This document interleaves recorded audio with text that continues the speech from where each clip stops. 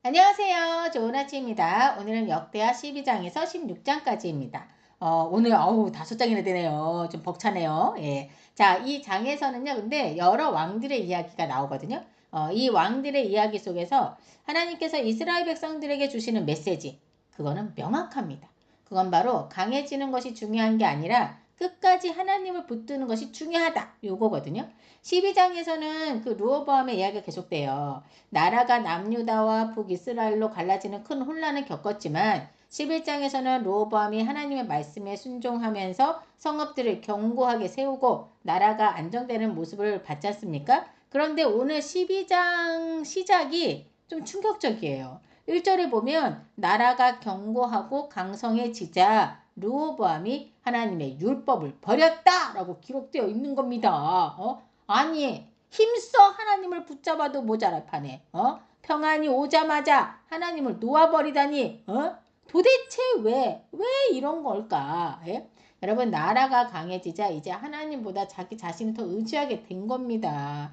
생각해보면 우리도 다 그런 것 같아요. 우리도 예? 힘들 때는 아주 그냥 하나님께 부르짖습니다. 아주 간절히 기도하죠. 여러분 그러시죠? 예? 문제가 터지면 무릎 꿇고 하나님을 찾잖아요. 그런데 막상 문제가 해결되고 평안이 찾아오면 어느새 하나님을 잊어버리고 있다라는 사실 여러분 아십니까?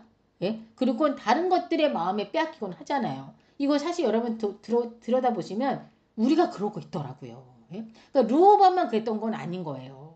자, 우리도 늘 그러고 있는데 자, 여러분 그렇게 했을 때의 결과가 어떻게 되죠? 르호보암을 봅시다. 애굽 왕 사삭이 쳐들어옵니다. 그때 하나님은 선지자 스마야를 통해서 말씀하시기를 너희가 나를 버렸으므로 나도 너희를 버렸다 라고 말씀하신 거예요.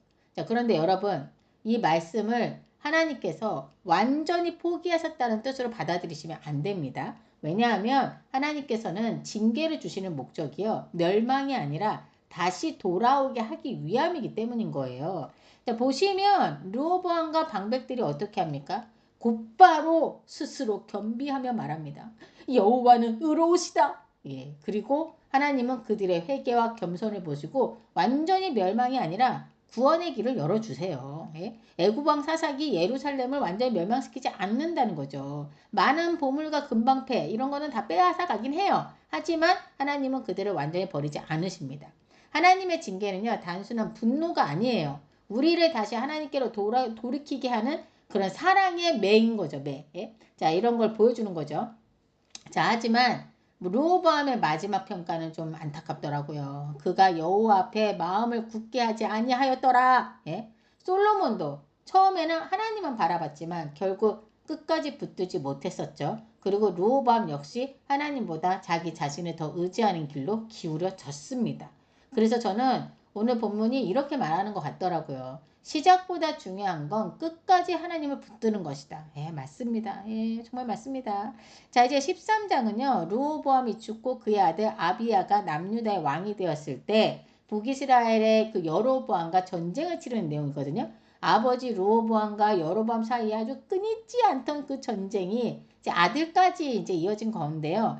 자, 근데 지금 남유다는 상황이 어떠냐? 남유다는 40만 명의 군대가 있는 거고 북이스라엘은요. 우와, 그 2배, 80만 명의 대군을 이끌고 지금 전쟁을 치려고 딱 대치하고 있는 거예요. 아니 이거 뭐 게임이 안 되는데? 라는 생각이 들지 않습니까? 자, 그런데 아비야가요.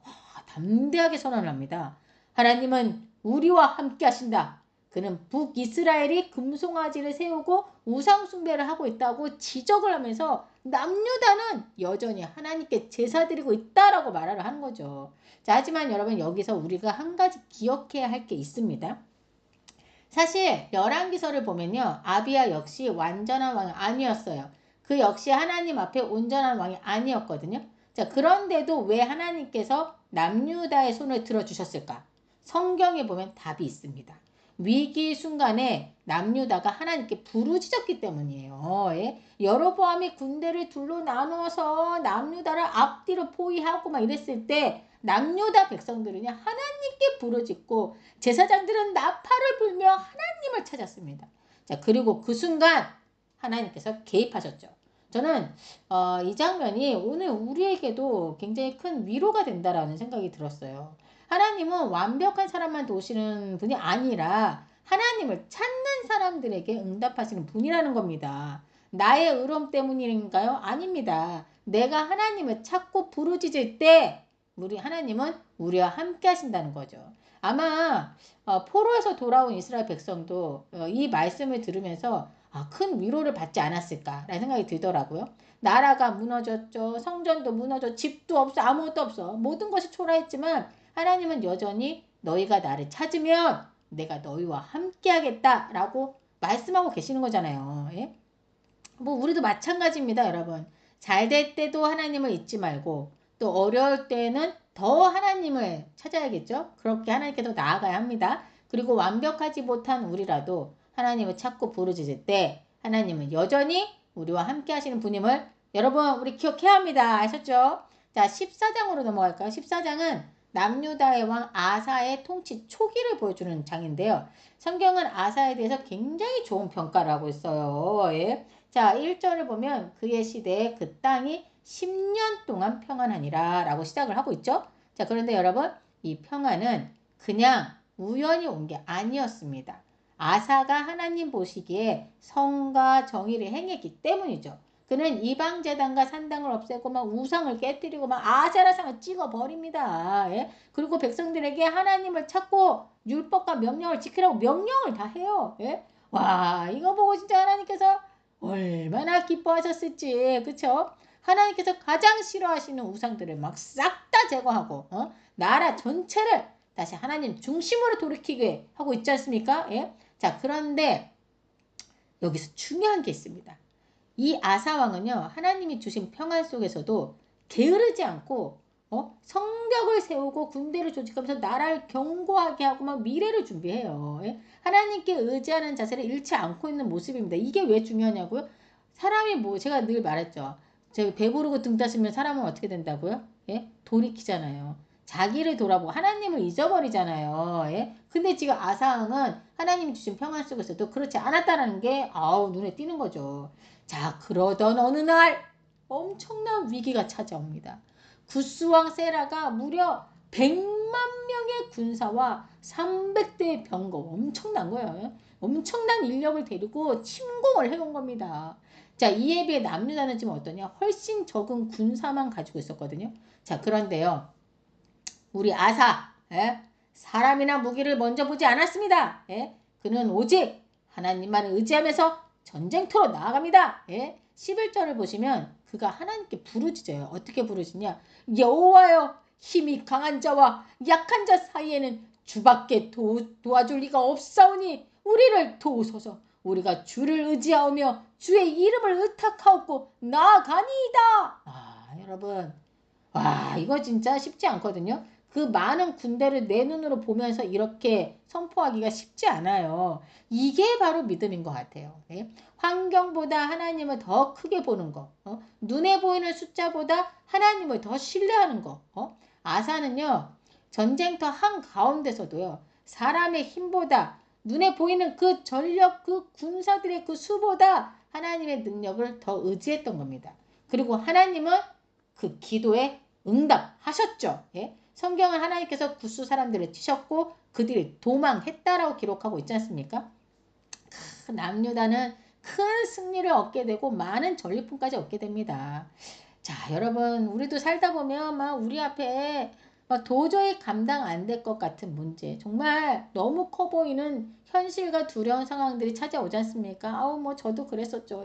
자, 그런데 하나님은 바로 그 문제들을 해결해 주시는 것이 아니라 먼저 나를 의지해라 라고 말씀하시거든요. 믿음의 승리는 조건이나 숫자에서 시작되는 게 아니라요. 하나님을 의지하는 마음에서 시작된다는 거예요.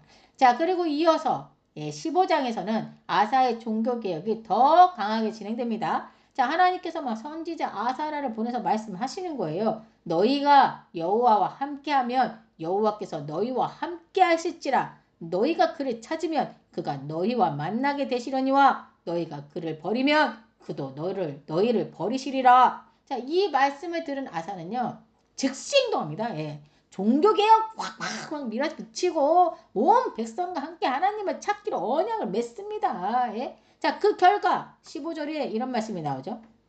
무리가 마음을 다하여 여호와를 찾았으므로 여호와께서도 그들을 만나주시고 그들의 사방에 평안을 주셨더라. 자, 근데요 여러분, 사실 저는 이런 말씀을 읽으면 오히려 마음이 좀 어려워지는 편이거든요. 왜냐?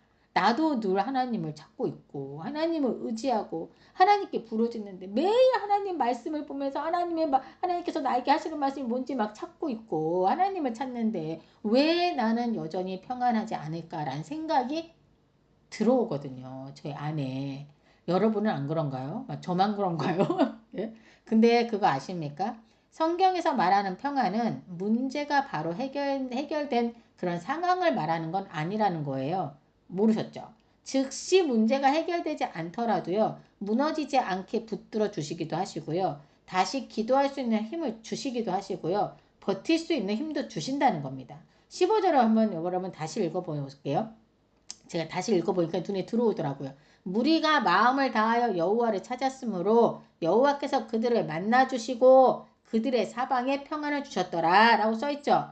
자, 순서가 중요한 거예요. 중요한 게 아닌가 생각이 들었어요. 순서가 중요한 거죠. 그러니까 평안이 먼저가 아니라요. 먼저 온 게 아니라 하나님을 만나는 게 먼저더라고요. 그러니까 진짜 평안은 환경이 완벽해져서 오는 게 아니라 하나님과의 관계가 회복될 때 따라오는 결과인 겁니다.